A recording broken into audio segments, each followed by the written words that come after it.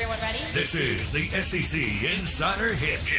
Presented by your local Farm Bureau Insurance agent. Go local. Go with a home team.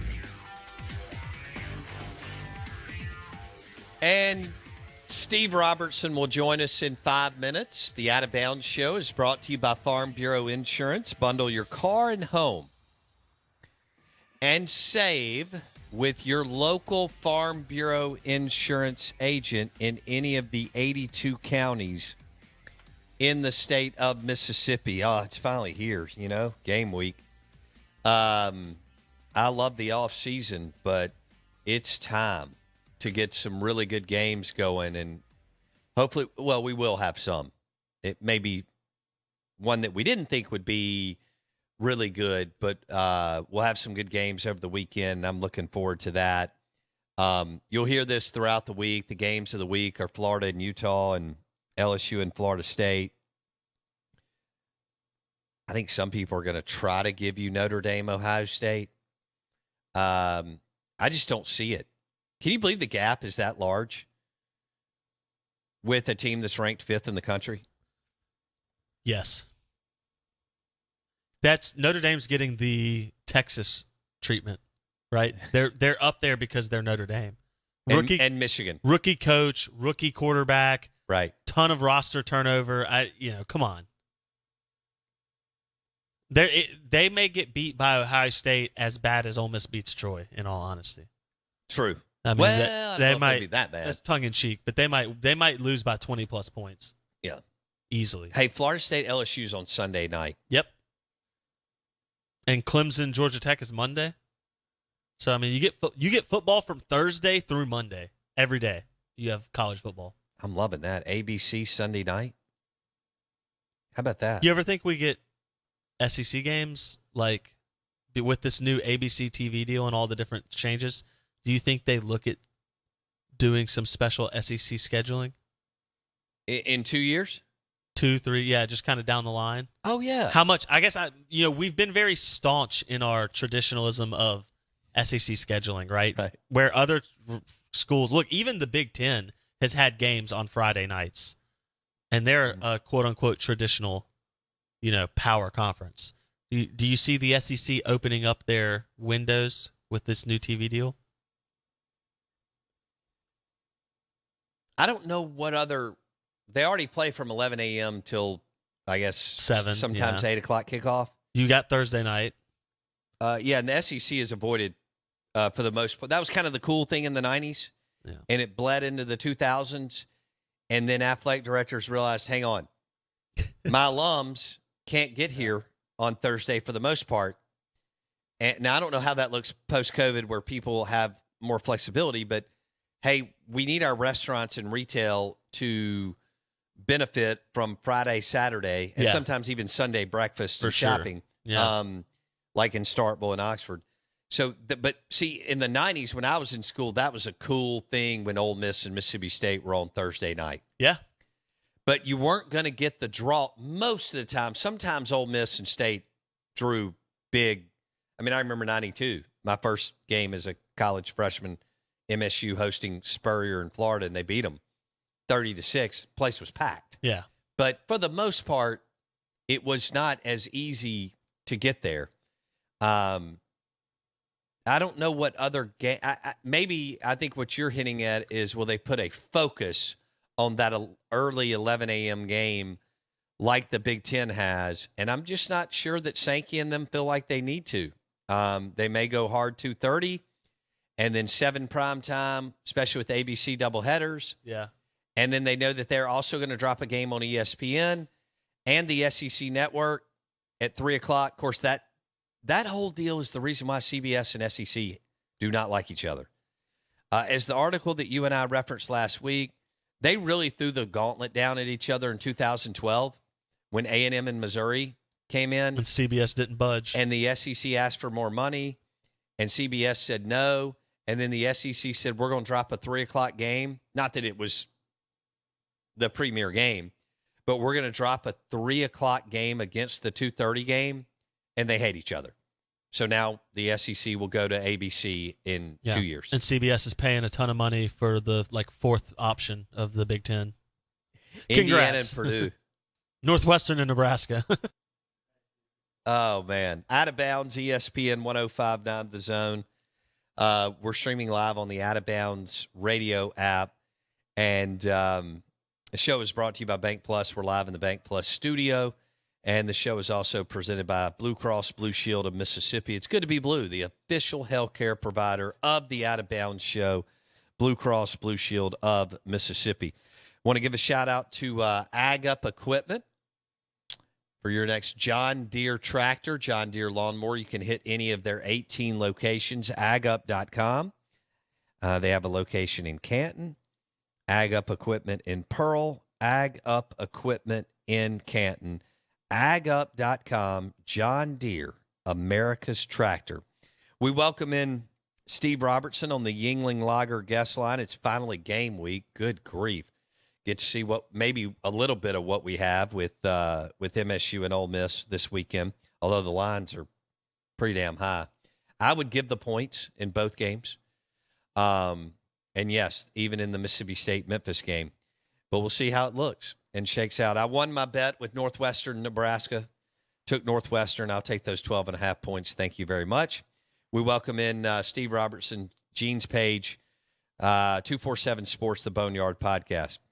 Steve, do you have anything on Jaden Crumedy where you think this could how about this?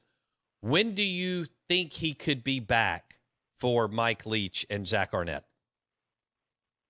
Well, I think a lot of that's still a matter of discussion. You know, he will not play this weekend, but we're just not sure yet, you know, what his availability is going to be, you know, for the next few games. I mean, that's one of the things that they're very tight-lipped about, as you can imagine. And we'll ask Mike Leach today, and he'll tell us that everybody's healthy and everybody's available. But you know, Crumedy did not participate in the final practices of camp, and so we just don't know. And I was on your show last time, and I mentioned, you know, we thought John Lewis might be unavailable. I think he's probably out for this game, but I think that's probably going to be a situation where there's better news than perhaps maybe we had feared early on. Okay. All right. So better news on John Lewis, right? Yes. And then what do you make of Woody Marks? No, he's available. He's good to go. Yeah, I mean, like he turned an ankle in that scrimmage that everybody was able to go see in person, and you know that's the thing about opening up practice. You know, and they're going to be real careful with guys, as you can imagine. You know, they're not going to push guys, but a lot of people saw him leave, and they were like, "Oh, well, this doesn't look good." But yeah, he's expected to play this weekend. All right. What is the question mark that you're interested to see if they can play well or maybe play better than you expect this weekend? I think it's the offensive line. You know, I mean, it's like that was the group, I guess, kind of going into camp you probably had, you know, the biggest concern about. I mean, you lose the first rounder, you don't get better, you know, and so you know, can they be good on the offensive line? And Dollar Bill Johnson, he was a guy, you know, early on that it was kind of nip and tuck between he and Percy Lewis. But in the second half of fall camp, it was Dollar Bill taking all the first-team reps, and he performed well in those scrimmages. And so I think State's going to be good at left tackle. But, you know, until you get out there in a game and see these guys develop some cohesion, you really don't know for sure. But I think everything else are in really good spot. You know, it's just right tackle, Cam Jones appears to be there. And then Cole Smith and Albert Reese were both competing there at right guard. And it's interesting, you know, Albert Reese, first part of camp, he was, you know, consistently the first team right tackle. And then they slide Cam Jones out there, and you know he's kind of a Swiss Army knife type guy. He can play just about everywhere up and down the line. And now there's a possibility Albert Reese may not start. And I don't think that's because he's regressed. I think it's because a guy like Cole Smith has really stepped up his game. And you know, Cole's a guy too that plays with a lot of emotion, a lot of passion. You know, he's the first guy to celebrate when they make the end zone. I think you need a guy like that. I mean, he's got some dog in him. And so I think State's probably got about 8 offensive linemen that they're really comfortable with. I think all of them will play in some capacity on Saturday. But, you know, seeing how that group kind of gels together, I think will determine the early part of the schedule. They lost to a bad Memphis team last year. Obviously, they should have won the game, but they didn't. now that they're hosting Memphis and they're older and they've got a much more older team than they've had in the last 3 or 4 years, when you look at that line, do you feel like that MSU should blow Memphis out this weekend? I think State should win comfortably. I mean, I guess it depends on what you define as a blowout. But I think State will cover the line. I mean, I've seen it at some point. I guess it was as high as 16.5, and I guess it settled somewhere around 14.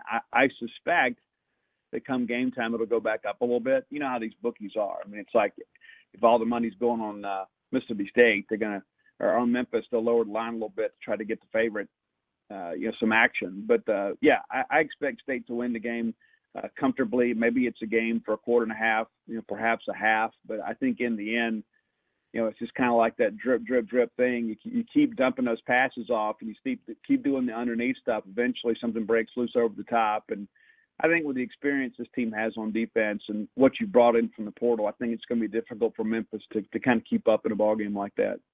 Are you 100% confident that Will Rogers has taken another step forward, or do you think he'll be what he was, which was still good? Well, I think even if he was what he was, you're in good position. But I do think he's taken a step forward. And just watching him in practice, probably the thing that jumps out to me the most is the leadership piece. It's like, a couple of years ago, perhaps it was a deal where he'd almost kind of excuse himself and say, hey, I think this is how it's supposed to be. Nowadays, it's like, hey, get up on the line. Okay, let's go. So that there is a confidence with him. There's an expectation of his teammates. It's not where he's out there guessing, kind of trying to figure things out. He has a real command of this offense. And I think after, year and a half of experience as a starter, I think it's really become his team. And so I'm excited to see what he does in the games and just kind of watching him in practice. There's just a confidence with him that I would say maybe has hit another level. I think the team responds to that. If you had to guess who's going to be electric at wide receiver this weekend, who will that be? Yeah, that's a good question. And that's the thing, too, like we've talked about, that there hasn't been that, quote, breakout wide receiver. I mean, this time last year, we couldn't wait for you guys to see, Mekhi Polk because of what we'd seen in fall camp. This year, I think the group as a whole has kind of elevated itself. I don't know if you have that true bell cow guy that's going to catch 10 passes a game, but I think you make it up, kind of by committee. I think I think Caleb Ducking's a guy that has been outstanding in camp. Now, can he take the next step? I think he can. I don't think he's a 100-catch guy, but I think that he's a guy that will catch 60, 70 passes this year, and I think fans are going to be pretty impressed with him. He just seems to have hit another level himself. But Jaden Wiley is a guy, we've known him for 2 years. If you let him get space in the secondary, it's going to turn into a foot race, and more times than not, he's going to win that. And he had some issues with drops last couple of years, and that hadn't completely disappeared. But he is a guy that clearly has Will Rogers' eye. Will looks for him in big moments, and so I think the potential for him to have a really big year is there. Do you sense that there's a little bit of a revenge game, or it's just a season opener? No, I think there's definitely a revenge factor here, and I think a lot of it's because Mississippi State is embarrassed for how they didn't put that game away last year, and they kind of allowed themselves to be in a position for some fluky things to happen. And so they'll downplay that all week in the media and that sort of stuff, but you just kind of get the sense they're eager to get Memphis on their home field and maybe kind of, I guess you could say redeem themselves a little bit. I mean, let's be honest. I mean, that State's up 2 scores in that game, and Emmanuel Forbes picks off a pass in the third quarter and sets you up in the red zone. You come away empty, and that really proved to be, one of the most significant offensive drives of the ball game. You didn't even attempt a field goal, and you go for it on 4th down, close there, and you come away with nothing. And that energized that Memphis team that allowed them to kind of stay in the game. If State scores a touchdown there and goes up 3 scores, I suspect that game gets away from Memphis. But I think Mississippi State doesn't see it as a situation that they were defeated by Memphis. I think Mississippi State feels like that they lost the game, and it was really all within their own reach. And so I think you will see a renewed focus, and I think that you will see them dialed in pretty good. Mike Leach shouldn't have to say anything. As you mentioned, that was a really bad loss, and to a Memphis team that was very average at best. And then you see State go on the road and beat A&M and beat Auburn, and you think, well, how in the world did they lose to Memphis? It was really one of those things that kind of was a bit of an anchor on the season all year long. It's like, I cannot believe we lost to these guys. And so I think they're tired of hearing about that, and I think they're going to come out with some pretty strong vigor on Saturday. Steve Robertson, 247 Sports, the Boneyard Podcast, Gene's page. He joins us on the Yuengling Lager guest line. MSU will host Memphis 6:30 Saturday night in Starkville, and they lost to the Memphis Tigers last year in what was a pretty crazy game. What about Zach Arnett? Why would Mississippi State people? I mean, they're hoping this happened, and some of closing the gap or about masking this maybe deficiency. Maybe the fact that they are better, and I think they are talent-wise on the defensive side of the football. Arnett's numbers went the other way in red zone scoring efficiency. Why should MSU fans believe that they can get better when it comes to that this year? I think a lot of it, I think play calling will be a little bit different too, because I think you can afford to be a little bit more aggressive when you have quality safety play. And State at times last year really struggled at safety. That's where the big plays came. If you go back and look at the games, and I'm sure many of your listeners have went back and watched those games, during the summer months because there wasn't a lot going on. It was safety play. And I think when you add Jackie Matthews in and you add Marcus Banks, even though he's a corner there, I think you begin to realize that you have the personnel to maybe employ your scheme at a pretty high proficiency. And so I think you're going to see this group really kind of get after the quarterback. And I think, getting Jordan Davis back is huge. I think seeing DeMonte Russell take a step forward is huge. So, this is the most experienced and skilled group of players that Zach Arnett has had here at Mississippi State. So, he should have a big year. And I think a lot of it's going to boil down to, the quality of personnel that they've been able to retain and also, kind of procure from the transfer portal. And so, I'm excited to see that group play. We've watched them in practice, and they're a very physical group. There's a swagger with that group I don't think existed last year. And you and I have talked off air before. State never really had that dog in the secondary last year, especially the safety position that made people fearful. And I think a guy like Jackie Matthews can be that guy. It's important to keep him healthy.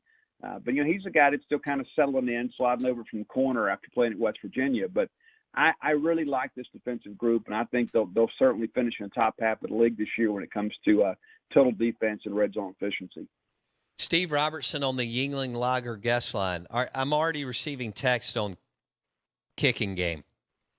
Where do you want to go with that? How confident are you in it, or is it a wait and see approach for Steve Robertson? Where are you with kicking / special teams?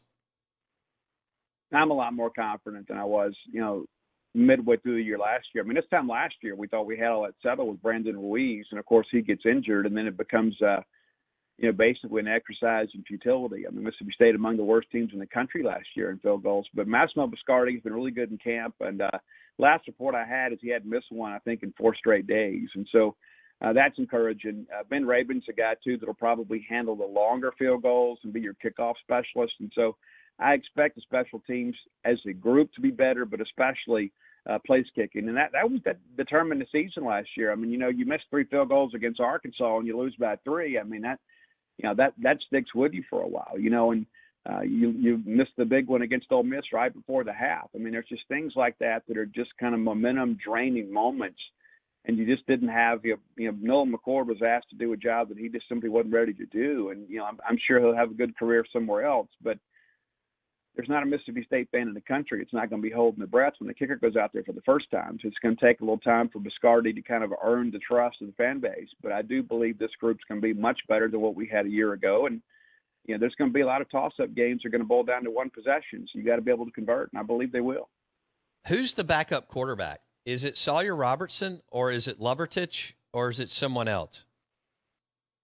It's absolutely Sawyer Robertson. I would say in fall camp, he probably took more reps than any other quarterback. And I think a lot of that is because you got to get him ready just in case, right? I mean, you know what Will Rogers can do. And there was a time there, I think, Will was probably taking, 35, 40% of the snaps, and Sawyer was taking the rest. And that's just good coaching. Now, Lovertich, you know what he can do. I mean, you put him on the field last year, and he was very successful when he was out there. Of course, he didn't have to play when the game was still in question. But I think they feel good about where they are at quarterback. And you know, the biggest issue is you have to keep Will Rogers healthy. You have to keep him upright.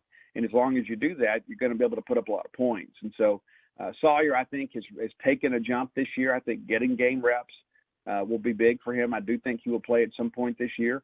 But the reality of it is this time last year, he was just basically running scout team stuff. He wasn't taking reps for the ones. He wasn't competing against the first-team defense, and now he is. And so as a result, I think you've seen him grow a little bit. That big catch you saw over the weekend on Mississippi State social media accounts from Ra Thomas, it's an absolute dime from Sawyer Robertson. And I think, his time's going to come, but I think Bulldog fans can be excited to know that you've got a guy with that kind of ability available to you. All right, Steve Robertson predicted a 45-point win for Mississippi State over Memphis this weekend.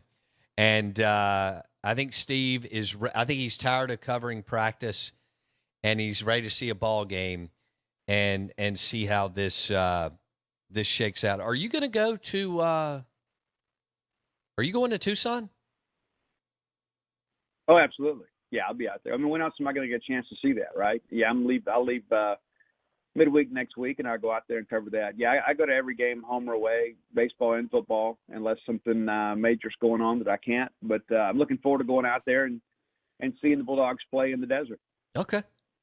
All right, thanks, Steve. We'll talk next week. Steve Robertson, genespage.com, 247 Sports. He joined us on the Yuengling Lager guest line. By the way, Broad Street Bakery posted an unbelievable pic of an amazing sandwich and a Yuengling Lager beside it, and it looked awesome. We're live in the Bank Plus studio, Out of Bounds, ESPN 105.9 The Zone. Blake, I do have to throw this out to our listeners real quick. I need another chair. Oh, like a really, I want a better, nicer office chair. I need to know where to go to get it. And if there's a local place in the Ridgeland, Madison area, I'd love to know. So if our listeners want to hit me up on the Ag Up Equipment text line and tell me where to go, would love to hear, some recommendations on a really nice chair to sit in for hours and hours a day doing the show. I've been with this one for what are we going on now? 6 years in the new. I think it's more than that. In the new studio. When did you move in? What year? 15, December of 2015. Yeah.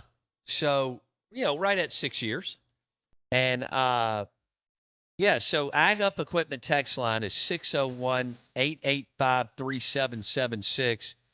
If you have any recommendations on a place that I can get a really good quality office chair, studio chair to sit in, let me know. The show is brought to you by Highball Eats. Speaking of lunch today, Highball Eats in Fondren, they serve lunch and dinner.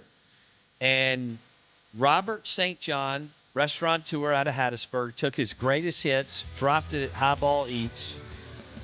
And the gumbo, the po' boys, all kinds of amazing food. They're open for lunch and dinner. Plenty of parking behind the Capri and Highball Eats. Obviously, they have the Capri, Highball Lanes. But don't forget, Highball Eats is the restaurant and bar.